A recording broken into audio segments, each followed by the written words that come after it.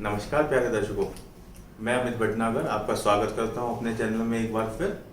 दोस्तों, हम अपना सीरीज जो हमारी चल रही है एस्ट्रोलॉजी फॉर बिगिनर्स, जिसमें हम राशियों के कारकत्व पढ़ रहे हैं, उसमें हम बात कर रहे हैं कि अगर किसी पर्टिकुलर राशि, जिस राशि की लग्न होती है, उसके कैसे कारकत्व होते हैं, मतलब उस जातक के बारे में हमें कैसे एक जनरल आइडिया मिलता है। उसी क्रम में आज हम आगे बात करेंगे धनु राशि की। तो मैंने दोस्तों यहाँ पर एक कुंडली बनाई है जो धनु राशि जिसमें लग्न में उदय हो रही है।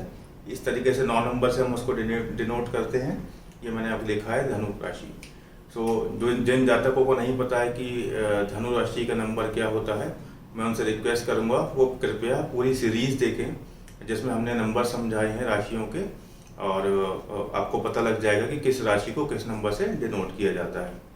तो दोस्तों, ये रही राशि कुंडली धनु लग्न की, और यहाँ मैंने थोड़ी बहुत कैरेक्टरिस्टिक्स लिखी हैं जिनके बारे में पहले मैं आपको पढ़कर बताऊंगा, उसके बारे में हम डिटेल में बात करेंगे।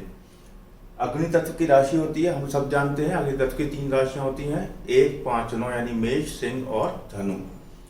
इनका आधिपत्य जो होता है धनु राशि का, वो जांघों में और पीछे नितंब जो होते हैं इनके ऊपर आधिपत्य होता है। श्वसन तंत्र के ऊपर भी होता है। द्वि स्वभाव राशि है, हम सब जानते हैं 3, 6, 9, 12 ये हमारी, यानी कि मिथुन, कन्या और 9 धनु, ये हमारी द्वि स्वभाव राशि है। प्रकृति पित्त प्रकृति होती है। अगर इस राशि में ये पीड़ित हो, यहाँ पर इसका स्वामित्व गुरु के पास है, अगर वो पीड़ित हो जाते हैं तो पित्त संबंधित प्रॉब्लम आ सकती हैं।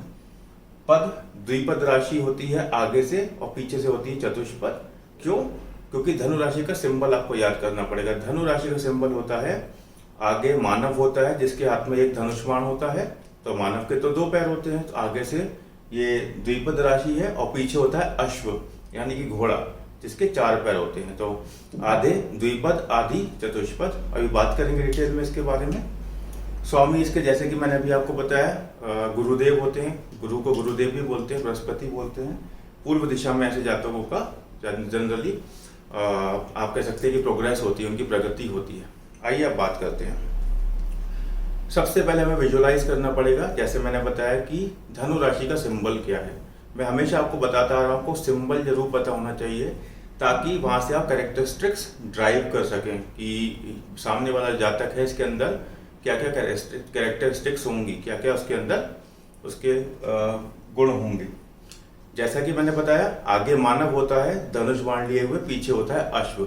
अब यहाँ से आप क्या ड्राइव कर सकते हैं? यहाँ से आप ड्राइव कर सकते हैं कि ऐसा व्यक्ति, इसका घोड़े का चेहरा कैसा होता है? लंबा होता है, ठीक है। तो चेहरे की जगह उन्होंने आदमी को लगा दिया है। लंबा चेहरा, बड़े कान, ऊंची आवाज, घोड़े की आवाज स्ट्रांग होती है, भारी भरकम आवाज होती है, ऊंची आवाज, तेज गति से चलने वाला, आपने देखा होगा धनुष बाण लेके निशाना साधते हुए, अपने जो आपका लक्ष्य है उस पर बिल्कुल कंसंट्रेट करने वाला ऐसा जातक हो सकता है। धनु लग्न है अगर, तो ऐसे जातक में ये सारी कैरेक्टरिस्टिक्स हो सकती हैं। कैसे पता लगाया मैंने? आपको सिंबल से। कितना सिंपल है, अगर आपको सिंबल पता है तो ये कैरेक्टरिस्टिक्स आपने वहां से ड्राइव कर ली। दूसरा, ऐसा जातक शांत स्वभाव का होता है। घोड़ा बहुत शांत स्वभाव का होता है। इंसान हो सकता है, इंसान क्रूर हो सकता है, क्रोधी हो सकता है, शांत स्वभाव का भी हो सकता है, लेकिन घोड़ा जो है जनरली 99% शांत स्वभाव का जानवर है। सौम्य राशि है ये, तो अगर जब तक आप छेड़ोगे नहीं, कुछ करेगा नहीं। तो घोड़ा बहुत शांत होता है, बहुत फ्रेंडली होता है, ह्यूमन फ्रेंडली भी होता है। इसी तरह यहाँ से हमने सिर्फ इसकी कैरेक्टरिस्टिक्स ऐसे ड्राइव कर ली। ये मैंने मन से नहीं बनाई है, ये मैं जब भी पढ़ता हूँ तो मैं ये चीज़ें कोरिलेट करता हूँ हमेशा। तो वहाँ से कोशिश करता हूँ कि आप सबके लिए सिंपल से सिंपल लैंग्वेज में, सिंपल से सिंपल तरीके से एग्जाम्पल के द्वारा आपको रिलेट करके ये चीज़ें समझाऊँ।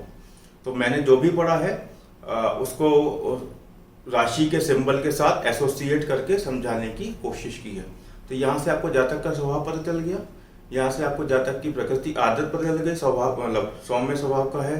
उसकी बिल्ट पता चल गई कि लंबा चेहरा होगा, चौड़े कान होंगे, भारी आवाज़ होगी, लंबे कद का भी हो सकता है। ये सब चीज़ें जरूरी नहीं है जो मैं बोल रहा हूँ 100% ऐसा ही होगा। क्यों? क्योंकि मैं आपको हमेशा बोलता हूँ कि जो स्वामी ग्रह है जैसे गुरु, उसकी पोजीशन कुंडली में क्या है, वहाँ पर वो पीड़ित तो नहीं है, तो पीड़ित होते ही ये कैरेक्टरिस्टिक्स थोड़ी सी चेंज हो जाएंगी। इसलिए हमेशा ध्यान रखिए, there is always a scope of improvement in astrology. किसी एक पर्टिकुलर चीज़ को पकड़ के आप प्रेडिक्शन नहीं कर सकते। इसलिए जो मैं कैरेक्टरिस्टिक्स बता रहा हूँ, अगर ये आइडियल कंडीशंस में होती हैं, अगर आपका स्वामी पीड़ित नहीं है, सब कुछ ठीक है, तो 90% आपको ये कैरेक्टरिस्टिक्स मिल जाएंगी, बिल्कुल आप मैच करा पाएंगे। लेकिन कुंडली में पीड़ित है तो यहाँ पर भी चेंज हो जाएगा, हो सकता है वो छोटी काठी का हो, है ना। तो ये सब चीज़ें हमें ध्यान रखनी होती हैं। उसके बाद अब मैंने बात की पद की, तो पद हम सब जानते हैं, हमने पहले भी अपने पुराने वीडियोस में बात की हुई है। जैसे आगे मानव है तो 2 पद होंगे, पद मतलब पैर, चरण, 2 पैर होंगे, और पीछे होंगे, पीछे अश्व की होती है, इसलिए अश्व के 4 पैर होते हैं, तो 4 चतुष्पद। अब जब हम राशियों की 0 से 15 डिग्री तक ये मनुष्य वाली आपको इसके अंदर कैरेक्टरिस्टिक्स मिलेंगे, और 15 से 30 में, यानी कि एक राशि 30 डिग्री की होती है। अब आपने आधा हिस्सा घोड़े का है और आधा हिस्सा मनुष्य का है, तो क्या है, हमने उस 30 डिग्री को 2 भागों में बांट दिया है। 0 से 15 डिग्री तक आगे वाली कैरेक्टरिस्टिक्स रहेंगी मनुष्य वाली, और 15 से 30 डिग्री पे है तो आपका चतुष्पद वाली रहेंगी।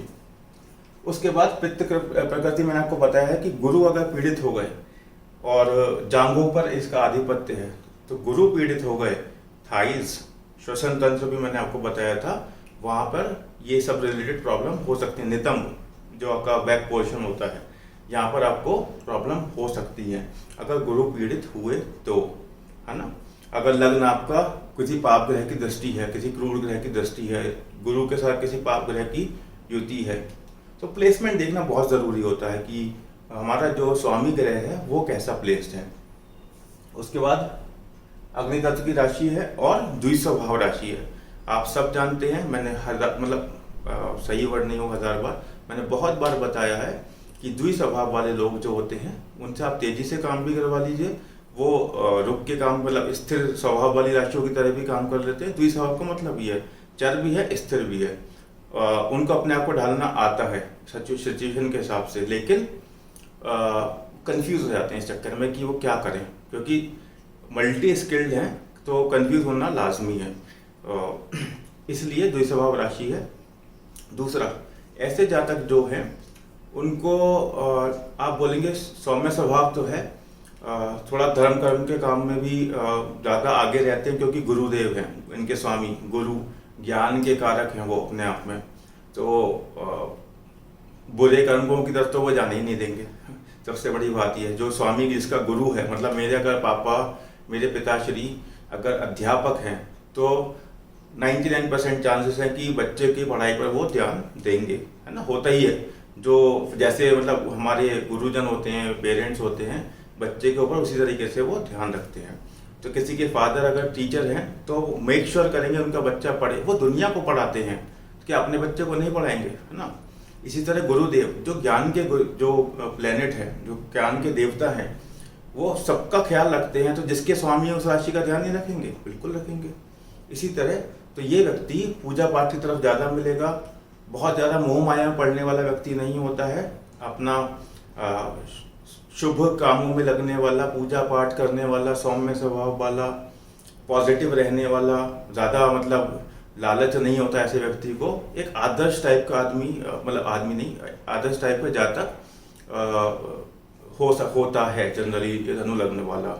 तो ये हम, अब मैंने आपको जैसे बताया कि कैरेक्टरिस्टिक्स मैंने कैसे निकाली, मैंने आपको एक तो इमेज जो होती है धनु राशि की, और दूसरा जो ग्रह है उसका गुरु, दोनों का कॉम्बिनेशन करके मैंने आपको बताने की कोशिश की कि ऐसे जातक के क्या क्या कैरेक्टरिस्टिक्स हो सकते हैं। फिर मैं डिस्क्लेमर दे रहा हूँ, केवल इन 2 चीज़ों के बेस पे आप पूरी कुंडली या जातक का विश्लेषण नहीं कर सकते। वहाँ पर हज़ारों प्रोबेबिलिटी होती है, जिनके प्रोज एंड कॉन्स होते हैं, गुरु कैसी स्थिति में है, दूसरे ग्रह कैसी स्थिति में है। इसलिए हम जो बात करते हैं एक आइडियल सिचुएशन की करते हैं, हमेशा बताता हूँ मैं। इसलिए कभी भी आप किसी निष्कर्ष पे मत पहुंचिए, लेकिन गैस जरूर करिए, आइडिया जरूर लगाइए कि हाँ ये है तो ऐसा हो सकता है। तो दोस्तों आज के वीडियो में बस इतना ही। बाकी हम अगले वीडियो में एक नई राशि के साथ में आपके सामने उपस्थित होंगे। आपसे फिर गुजारिश है, चैनल को प्लीज़ सब्सक्राइब कीजिए, शेयर कीजिए और लाइक कीजिए ताकि ये और लोगों तक पहुंच पाए। आज के लिए बस इतना ही। नमस्कार, धन्यवाद।